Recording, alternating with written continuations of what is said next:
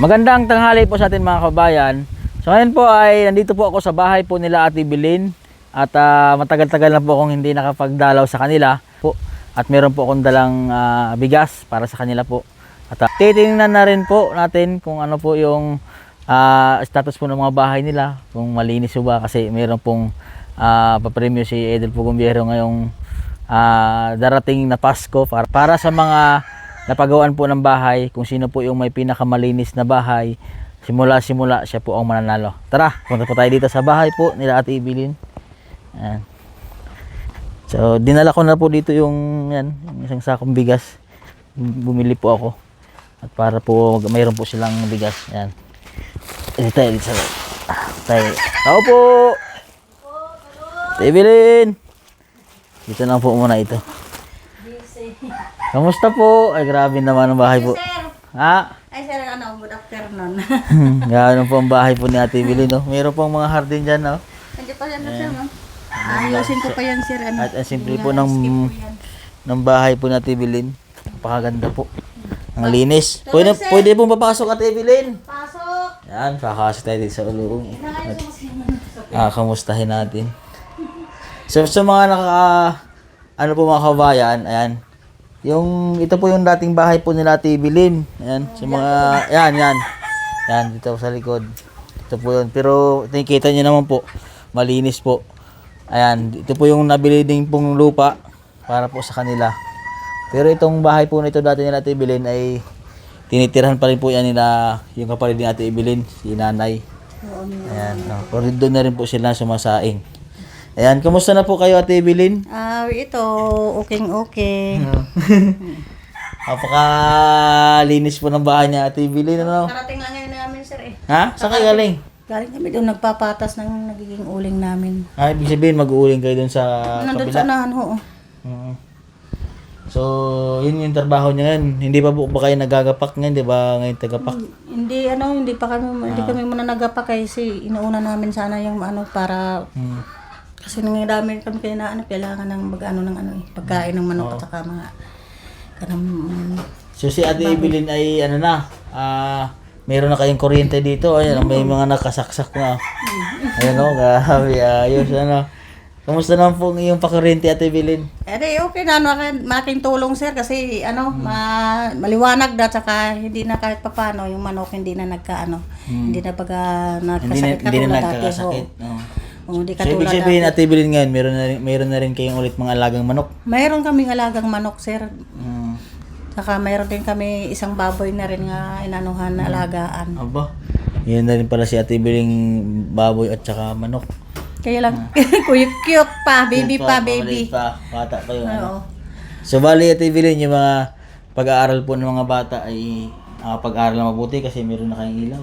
Mayroon nag-aaral naman sila, awa ng Panginoon na naman sila, naayos naman nila ang pag-aaral. So yun, kasi siguro sa mga na-vlog ni Toleran Vlogs ay napanood ko na alam niyo naman siguro na ngayong Pasko ay merong surprise sa inyo si Idol Pugumbiyero. Sabi, alam ko naman isa-surprise lang ko niyo lahat eh. So baka malay mo, di ba? Kasi malay mo surprise. Kasi siyempre kailangan talaga biglaan yon. Siyempre pag alam namin na siguro pupunta, di alam nyo na Pero si Ate Evelyn po mga kabayan, kahit wala po kami, hindi po namin siya napupuntahan na vlog, ano po yung bahay niya, araw-araw po malinis. Di Ate Evelyn, ay kahit ako man kung saan ako pumupunta, pagigising ko talaga ng umaga, yan talagang nilinisan ko bago ako umalis kasi hindi ako mapakalengat, hindi ko Kaya hindi man lang akong tao dito sa malay mo biglaan lang yung pagdating nyo o kaya hindi. Siyempre ayoko man rin kayo mapahiya rin ako sa karamihan sa buong mundo. Ayan, ginagawa ko na lang talaga ng doble-doble yung panahon ko dito sa bahay. Yan, yung bahay po na Ate Evelyn, naka-tiles po ito.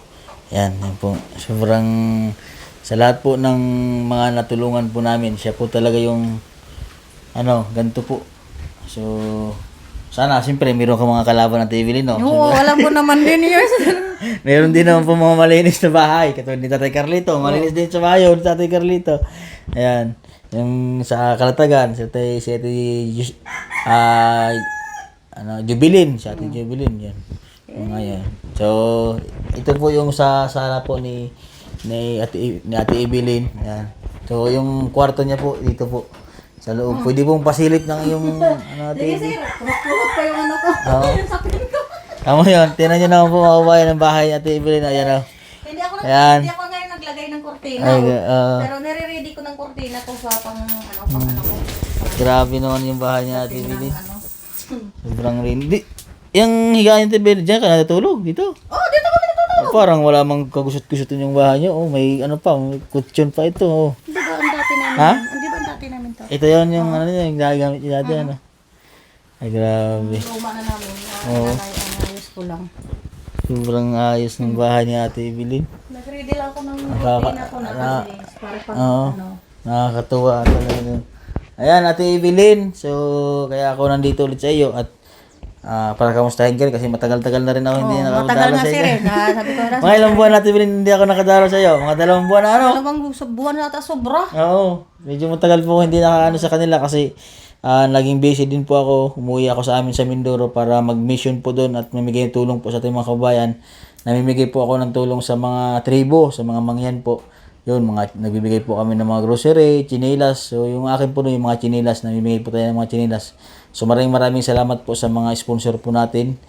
Kay Mr. Binici ng California, maraming salamat po sir. At sa kay Ma'am Henrietta Soledad at sa ating kababayan.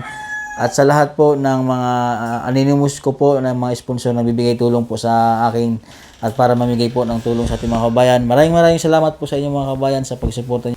At siyempre po sa mga solid viewers ko po at mga subscriber kong nanonood sa walang sawang nagsusuporta po sa aking munting YouTube channel po at sana lumawak pa yung ating YouTube channel para mas marami tayong matulungan mga kabayan. At sa lahat po ng hindi nag-i-skip ng ads, maraming salamat po sa inyong mga kabayan. Ayan. Ngayon po, Ate Evelyn, at kukunin ko lang po yung aking ibibigay kay Ate Evelyn. Ayun. Ito po ay isang sakong bigas. Nakakahiya pong mag-ano ka dyan sa bahay ni Ate Evelyn kasi walang kadumi-dumi kahit isang peraso. Ayan. Ate Evelyn, ito para sa iyo. Pamasko ko sa iyo, Ate Evelyn, ha? Advance ng pamasko kay Ate Evelyn. Ayan. Advance nga pamasko na si Ren. Ayan. Advance na mas ko. So, mas minabuti kong bigas ang bilhin para sa inyo. Para Ate Evelyn. sigurado. Kasi siyempre, dito naman po sa lugar po ni Ate Evelyn, wala pong problema dito yung lalo-lalo sa pang-ulam. May mga gulay naman. Marami po silang tanim dito mga gulay, kung ano-ano man. So, yun. Pinili ko bigas po ang aking bigay para sa kanila. Ayan. Sa Ate Evelyn, ha? Maraming salamat po, sir. Yan. Sa bigay mo. So, maagang pamasko po, mastering rin kila Ate Evelyn. Ayan po mga kabayan, at dito na lang po yung vlog ko. At God bless po at magandang tanghali sa atin lahat.